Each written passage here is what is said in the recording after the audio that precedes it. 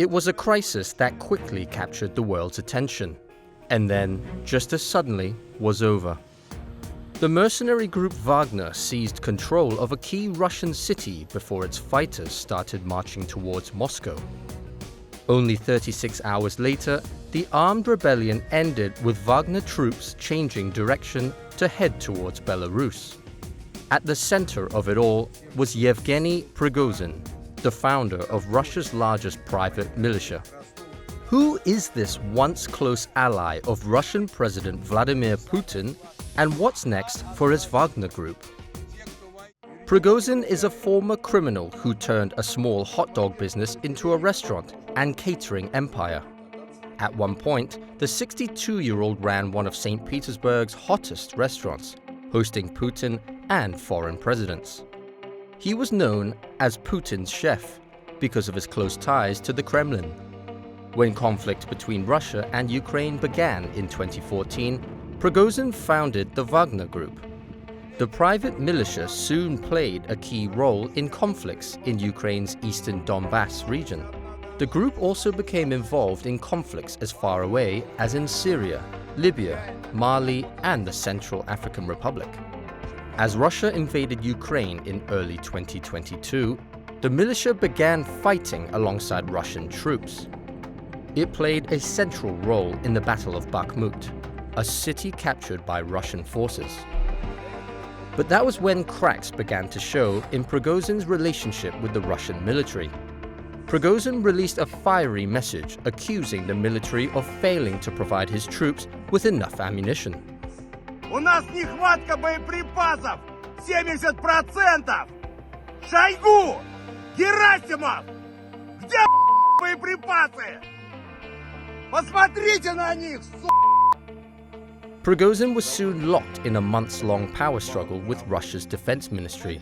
He blamed the ministry for sending his forces into costly battles with limited gains in eastern Ukraine. Вот это вот парни ЧВК «Вагнер», которые погибли сегодня. Еще кровь свежая. On June 23rd, Prigozhin was with Wagner troops as they crossed into Russia and seized control of a key military center. The militia received a warm welcome from some in the Russian city. В стране очень серьезные проблемы, и их нужно решать. И даже вот люди, которые уже не могут терпеть этого, они просто приходят к таким кардинальным методам, вот как Пригожин. His forces then began to march on the Russian capital in what Putin referred to as an act of treason. Мы не дадим этому повториться. Защитим и наш народ, и нашу государственность от любых угроз. В том числе от внутреннего предательства. А то, с чем мы столкнулись, это именно предательство. Непомерные амбиции и личные интересы привели к измене. К измене и своей стране, и своему народу, и тому делу, за которое бок о бок с другими нашими частями и подразделениями сражались и погибали бойцы и командиры группы «Вагнер». But then, the revolt was over as quickly as it began, when Prigozhin was offered a deal to end his advance. His militia reversed course and headed to Belarus, as Moscow promised to drop all charges against Wagner fighters and their leader. Prigozhin reportedly headed to exile in Belarus, a key regional ally of Moscow. But his swift exit and the clear threat he posed to Putin's hold in Moscow have some asking what's next. It is very likely that you're going to see Putin or people around him and his own paramilitary forces trying to go after Prigozhin. I think that having been humiliated the way he has been, he's going to try to do that. I think from Prigozhin's point of view, he wants to be seen as a Russian hero. He wants to be seen as defending the interests of the state against weak leaders. And so he didn't want to be seen as attacking the state in Moscow. Putin, I don't think, had a choice. He did not have confidence that his own people would stick with him. So he had to offer Prigozhin a way forward, a way out, if you will, to Belarus. And now, I don't think we've seen the last of this.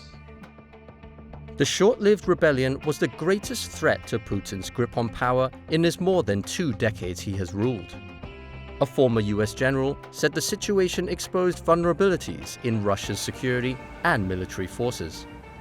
So one of the outcomes, I believe, of the last 36 hours, maybe 48 hours, is that the institutions that we have long seen as being very secure in Russia are slowly unraveling. So for the last 500 days or so, we have seen that the Russian war machine is not what we thought it was, and that there are serious issues of its leadership and who's calling the shots. As part of the deal for him to go into exile in Belarus, Prigozhin will reportedly not face prosecution.